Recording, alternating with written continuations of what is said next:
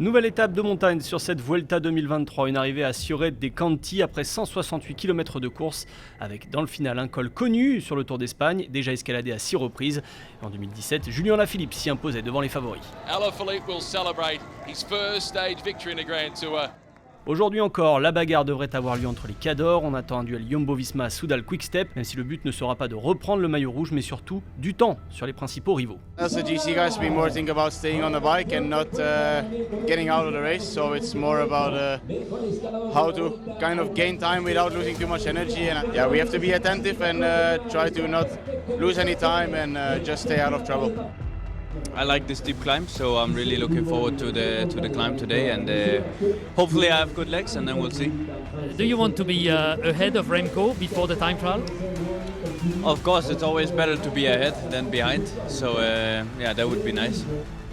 Du côté de la Groupama FDJ, on souhaite conserver le maillot rouge de leader et protéger Lenny Martinez le plus efficacement possible. On n'est pas en position comme Soudal Quick-Step ou Jumbo-Visma de laisser le maillot. Nous, on veut à tout prix le garder, donc on va se battre jusqu'au bout. On sait qu'on va être attaqué, on sait que ça va être dur. Il y a beaucoup de coureurs placés dans le top 10 qui font pas forcément le général à 100% et qui savent qu'ils vont pouvoir prendre le maillot. Donc on s'attend à une course très dure, mais on va se battre jusqu'au bout. Beaucoup de coureurs connaissent les routes du jour, de nombreuses équipes viennent ici pour leur stage de préparation en début de saison, mais le véritable régional de l'étape, c'est lui, Juan Ayuso. December and January, everybody comes here, everybody trains here, everybody knows the roads, but still it's that extra motivation that I have that I think nobody else has. 168 km donc sur un tracé à plus de 3500 mètres de dénivelé positif, une ascension de 3e catégorie, 3 de 2e catégorie et la montée finale en première catégorie. Un très beau terrain de jeu pour les baroudeurs qui pourraient avoir une chance d'aller décrocher l'étape et un beau paquet de points à prendre pour le Grand Prix de la montagne. Nada, lo que decía otros días, el objetivo principal de la fuga va a ser coger la fuga e intentar llegar a meta y bueno, si entre medio se pueden sumar puntos, mucho mejor. Finalement, les plans ont changé du côté de la Lotto Destiny. Thomas De Gendt est parti à l'avant de la course, il va défendre le maillot à poids de son coéquipier argentin. Derrière lui, on retrouve un groupe de 29 coureurs, toujours à distance. Dans ce groupe, un homme est à moins de 5 minutes au général, Cristian Rodriguez, l'espagnol de l'équipe Arkea Samsic. Et même si l'écart va grimper à plus de 5 minutes, il ne sera pas resté longtemps leader virtuel de cette Vuelta. Dans ce groupe de poursuivants, quelques noms sont venus jouer l'étape. Romain Bardet, Rui Costa, l'ancien champion du monde, Damiano Caruso, déjà échappé sur cette Vuelta, ou encore Jesus Herrada, Bauke Mollema, Kenny Elissonde et Antonio Tiberi. L'homme de tête a roulé à plus de 37 km/h de moyenne et à environ 90 km de l'arrivée au pied du Puerto de Benifalim. Le Belge possède environ 1 minute 30 sur le groupe de poursuivants et 5 sur le peloton.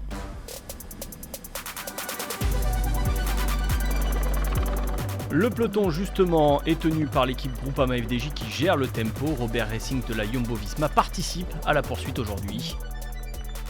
Au sommet du Puerto Benifalim, Thomas De Gendt passe seul en tête, mais il est bientôt rejoint par Rodriguez, Romo, Tiberi, Lascano et Rui Costa.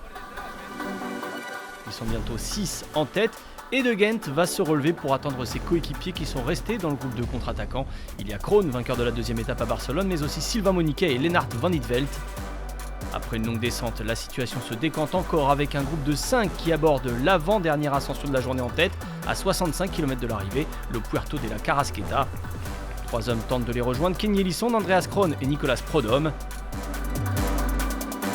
Et quelques instants plus tard, ils sont donc 8 à l'avant, avec environ 40 secondes d'avance sur le reste de l'échappée du jour. La route se redresse de nouveau.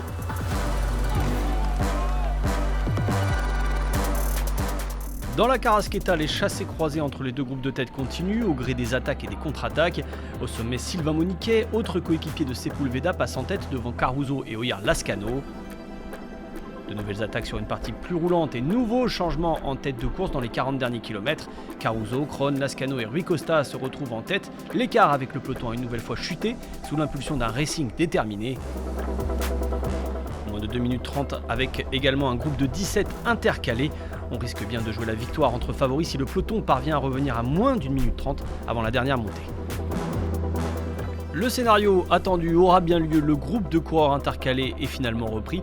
Les hommes de tête atteignent le pied de la dernière ascension avec moins de 30 secondes d'avance. Costa and Lozcano are caught. They're onto that steep section there where you can see just how difficult this climb is. We're onto these gradients that really rear up as Remco Evenepoel is isolated.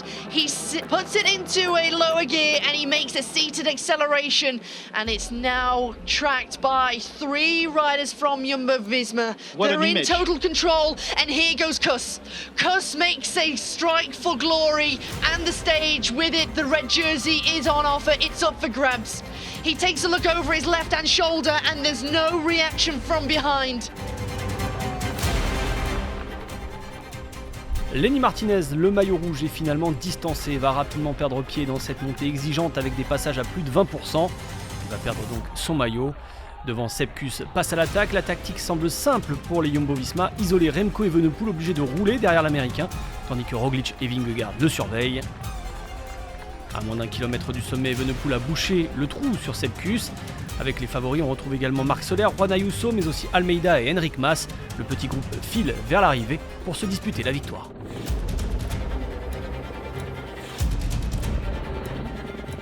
Look, in this group here, he's the fastest. This climb is suited perfectly to Primož Roglic.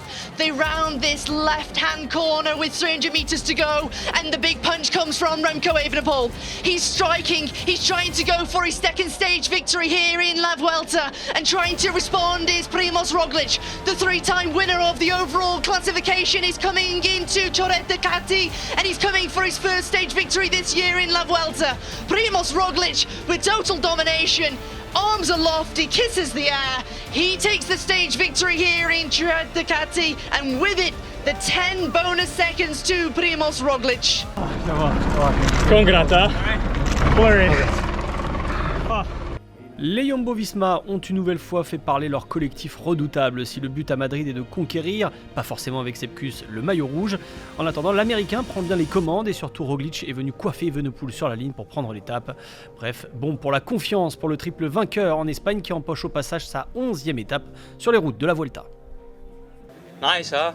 Now he's even more relaxed. It was already nice, but most of all, I mean, I'm happy that I recovered after the crash, but just enjoying now, and we go day by day. How many leaders, how many GC riders do you have? At least 3 now, no? But maybe still someone coming. Thank you. Cheers. Primož Roglic est toujours aussi à l'aise en Espagne avec un nouveau succès d'étape devant Remco Evenepoel et Juan Ayuso, le local. Ils sont 8 à avoir terminé ensemble sur cette étape.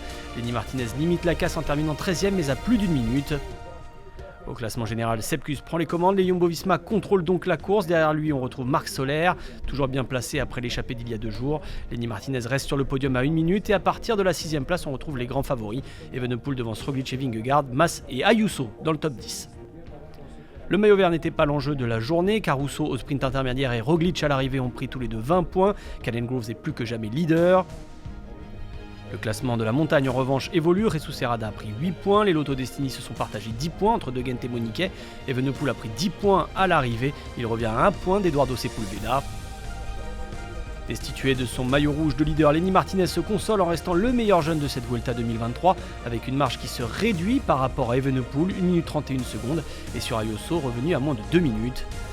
Demain, le tracé sera un peu moins exigeant en matière de dénivelé, mais très sinueux, avec une météo qui pourrait venir jouer les troubles faits à l'arrivée.